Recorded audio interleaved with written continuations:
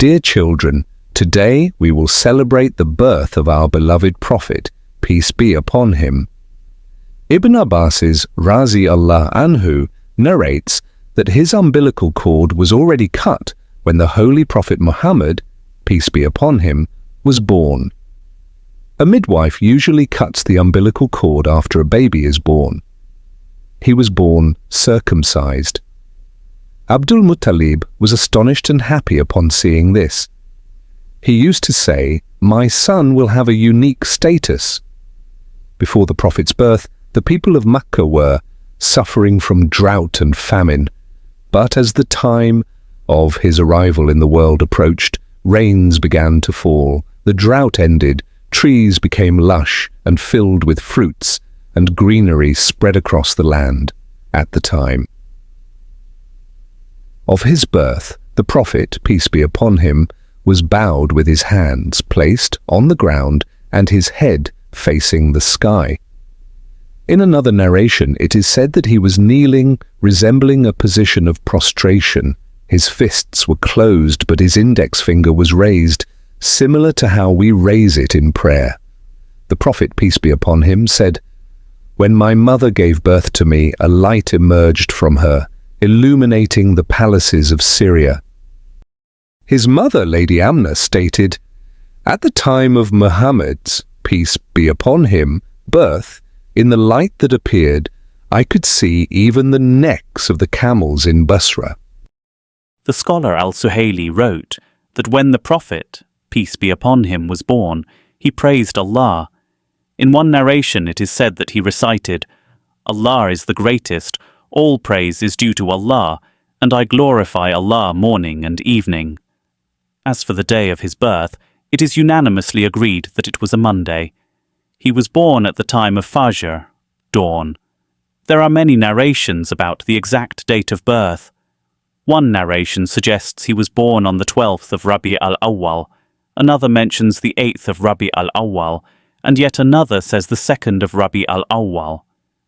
Most historians believe the Prophet was born on the 8th of Rabi al-Awwal. Through the calculation of dates, some also concluded that it was the 9th of Rabi al-Awwal. However, the most widely accepted facts are that it was the month of Rabi al-Awwal and the day was Monday. The Prophet was born in the year of the elephant. This year is called the year of the elephant because it was the year when Abraha attacked Makkah with his army of elephants. Your birth took place just a few days after this event. The story goes like this. Abraha was the Christian ruler of Yemen.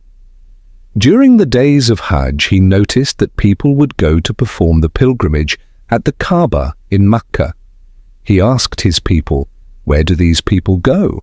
He was told they go to Makkah to perform Hajj at the Kaaba. He asked, "What is the Kaaba made of?" He was told, "It is made of stones." He asked, "What is it covered with?" They replied, "It is covered with a striped cloth that comes from our lands."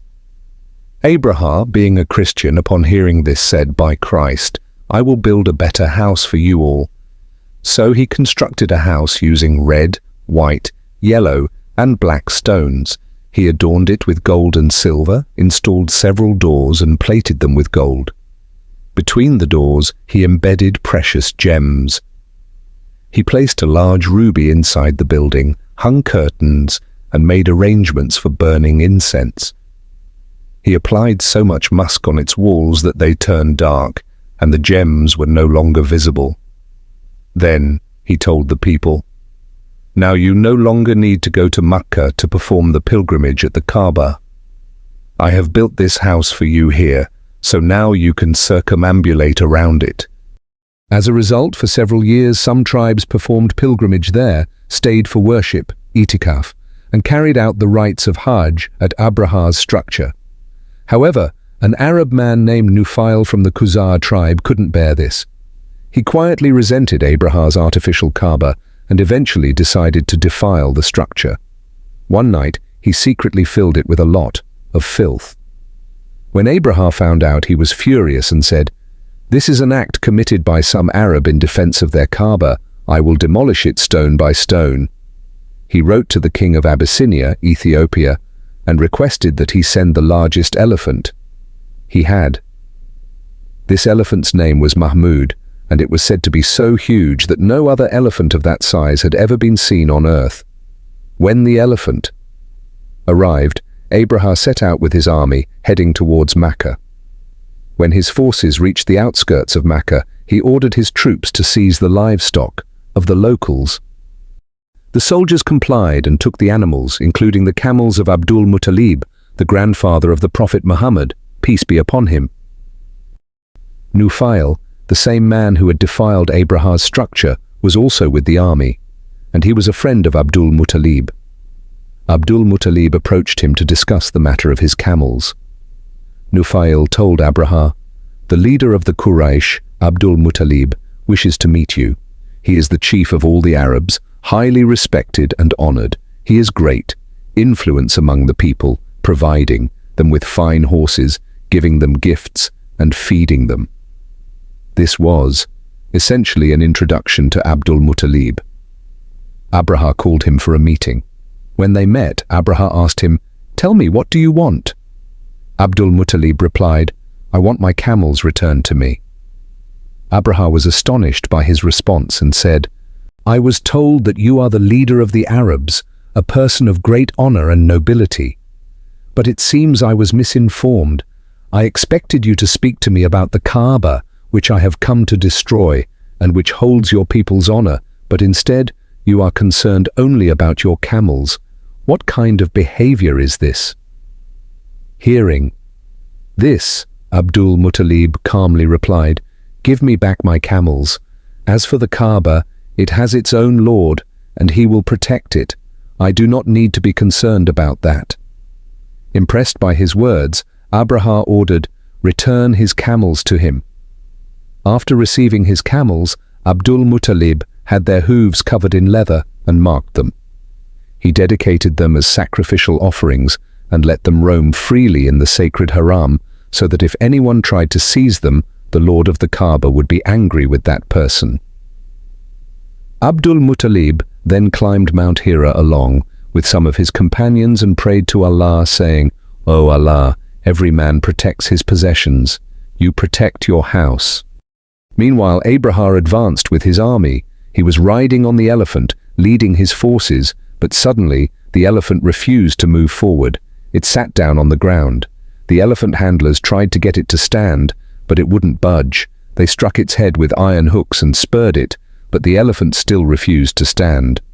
Then they turned it towards Yemen, and the elephant immediately started walking in that direction. But when they turned it back towards Mecca, it sat down again. The handlers repeated this experiment several times.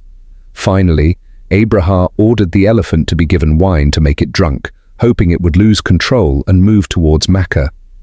However, even this did not affect the elephant. What were some of the signs and miracles that occurred at the time of Prophet Muhammad's, peace be upon him, birth?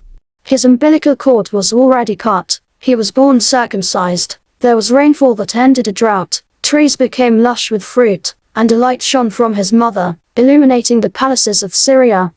On which day of the week was the Prophet Muhammad, peace be upon him, born, and what other important events in his life happened on the same day? He was born on a Monday. He received prophethood on a Monday, migrated to Medina on a Monday, and passed away on a Monday. What did Abdul Mutalib ask from Abraha, and what reason did he give? Abdul Mutalib asked Abraha to return his camels and said that Allah would protect the Kaaba himself, so he didn't need to worry about it. Why did Abraha's elephant refuse to move towards Mecca, and in which direction did it start moving?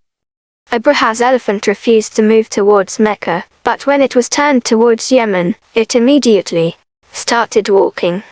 Why did Abraha tell people to stop performing Hajj at the Kaaba and instead circumambulate another place? Abraha told people to circumambulate the new house he built because he wanted them to stop going to Mecca for Hajj and perform it at his newly constructed house instead.